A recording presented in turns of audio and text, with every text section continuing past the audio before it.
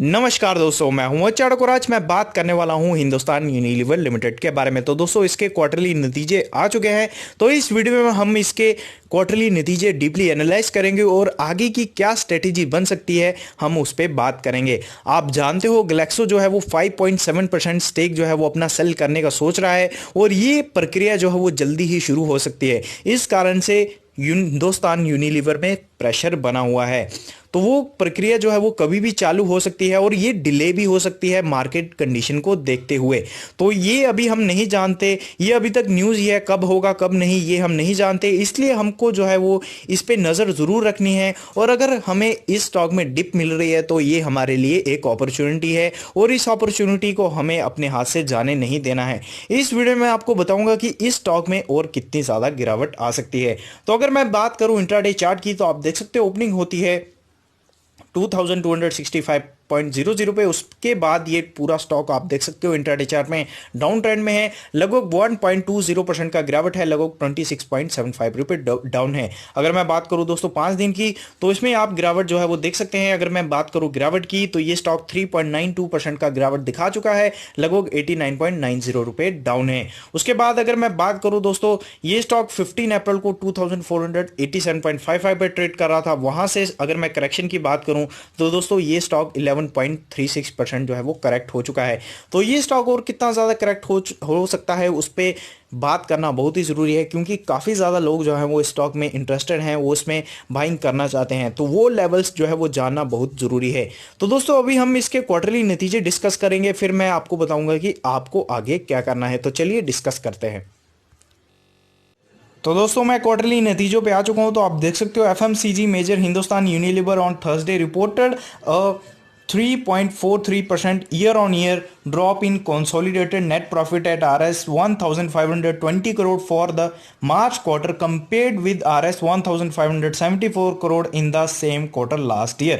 तो दोस्तों आप इनके consolidated net profit में गिरावट जो है वो देख सकते हैं। अगर मैं बात करूं गिरावट की, तो 3.43% की गिरावट है। और अगर मैं बात करूं पिछले साल पिछले क्वार्टर में, तो उन्होंने जो प्रॉफिट दिखाया था वो दिखाया था 1574 करोड़ और अभी इन्होंने दिखाया है 1520 करोड़। तो दोस्तों अभी बात करते हैं एनालिस्ट की।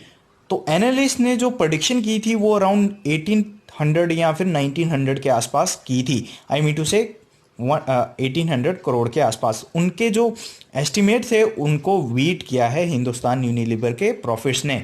तो आगे देखते हैं। Revenue for the quarter fell to Rs 9055 crore from Rs 10,018 crore in the year ago quarter. तो दोस्तों इनकी रेवेन्यू की अगर मैं बात करूं तो इसमें भी गिरावट है। ये पहले 10,018 करोड़ था और अभी ये हो गया है 9,055 करोड़। तो इसका कारण आप डेफिनेटली जानते हैं, ये कोविड-19 की वजह से हुआ है। मिड मार्च से जो है वो डेफिनेटली इनकी सेल्स पे इम्पैक्ट देखने को मिला है।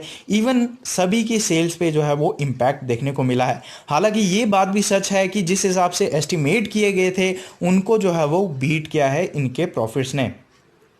तो आप देख सकते हो, अगर मैं बात करूं डोमेस्टिक कंज्यूमर्स की, तो ये आप देख सकते हो domestic consumer growth decline 9% with the decline of 7% in underlying volume growth. तो आप देख सकते हो, अगर मैं बात करूं दोस्तों डोमेस्टिक कंज्यूमर की, तो उसमें लगभग 9% का गिरावट है और अगर मैं बात करूं अंडरलाइंग वॉल्यूम ग्रोथ की, तो उसमें लगभग 7% की गिरावट।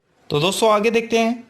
तो अभी बात करते हैं इप्टा की, यानी कि earning before interest tax depreciation and amortisation dropped 11% year on year to Rs 2065 crore and margin contracted 42 bps year on year to 22.9% for the quarter. तो दोस्तों आप देख सकते हो लगभग 11% की जो है वो इनके इप्टा में गिरावट है और ये है अभी 2065 करोड़। तो ये आप देख सकते हो हर जगह पे आपको गिरावट दिख रही है।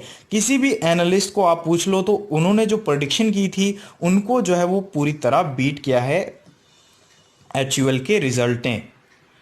तो अगर मैं बात करूं on the standalone basis, profit fell 1% to Rs 1519 crore. तो दोस्तों अगर मैं स्टैंड लोन बेसिस की करूं तो उसमें भी दोस्तों 1% की गिरावट है।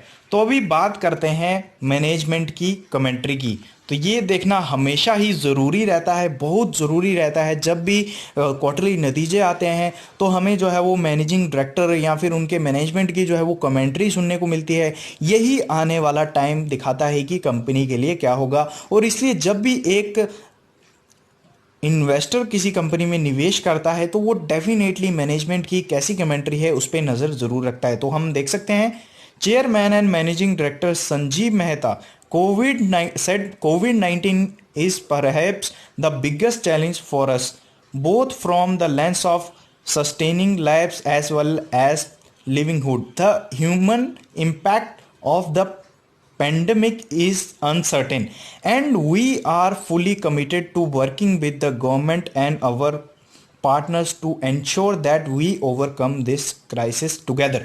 तो दोस्तों आप देख सकते हो इनका जो स्टेटमेंट है वो काफ़ी ज़्यादा और काफ़ी अच्छा है, काफ़ी ज़्यादा जो है वो दोस्तों कॉन्फिडेंस बिल्ड करता है और ये दर्शाता है कि ये गवर्नमेंट के साथ मिलके और अपने पार्टनर्स के साथ मिलके इसको जो है वो ख़त्म करने की कोशिश करेंगे, उसके साथ जो है वो फाइट करेंगे और जल्द ही जल्द जो है वो उससे ओवरकम करेंगे। डेफिनेटली अगर आपको लगता है कि 6 से 7 महीने ये कोविड-19 रह सकता है तो आप इस स्टॉक में निवेश कर सकते हैं। अगर आप सोचते हो कि ये ज़्यादा देर रहेगा तो दोस्तों आप जो है वो लीव कर सकते हैं, आप स्टॉक मार्केट छोड़ सकते हैं।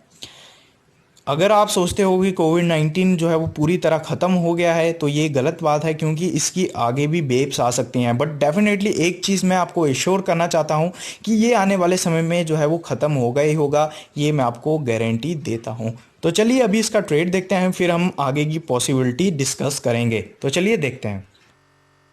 तो दोस्तों मैं एनएसई की वेबसाइट पे आ चुका हूँ। तो प्रीवियस क्लोज आप देख सकते हो 2231.75 है, ओपनिंग होती है 2272 पे, हाई बनाता है 2272 का, लो बनाता है 2160 का। एडजस्टेड क्लोजिंग की अगर मैं बात करूँ तो इसको मिलती है 2195 पे। ट्रेडेड वॉल्यूम की अगर मैं बात करूँ तो 84,48,104 शेयर्स जो है वो ट्रेड होते हैं।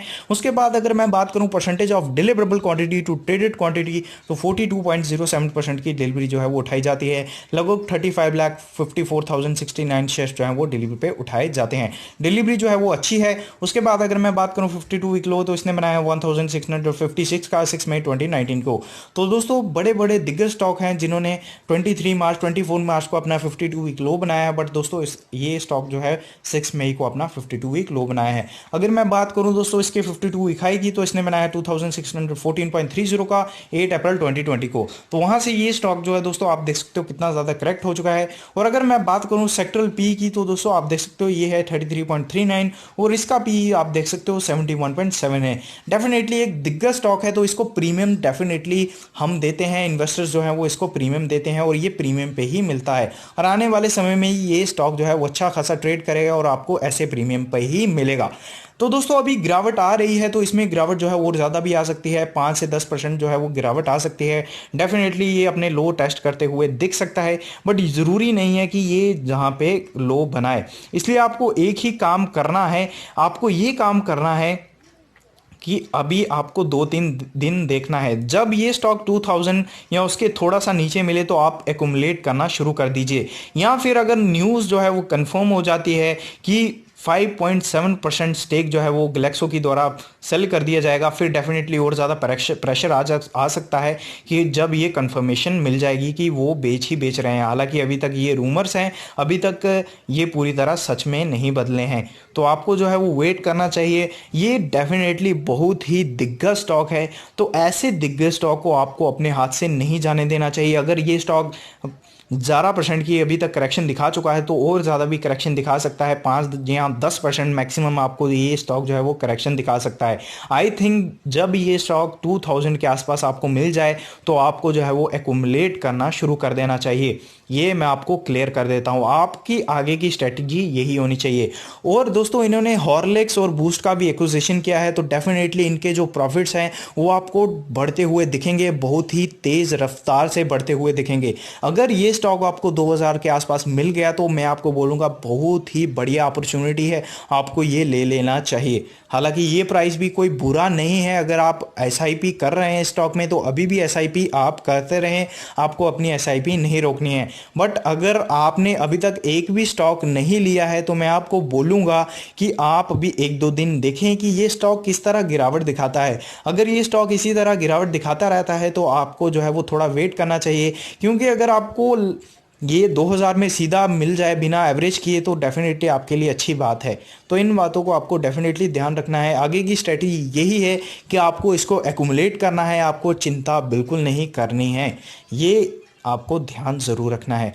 कंफर्मेशन आती है तो स्टॉक और ज़्यादा डेफिनेटली पिट सकता है। तो इन बातों को आप ध्यान रखिए, और वीडियो अच्छी लगे लाइक और सब्सक्राइब ज़रूर करें।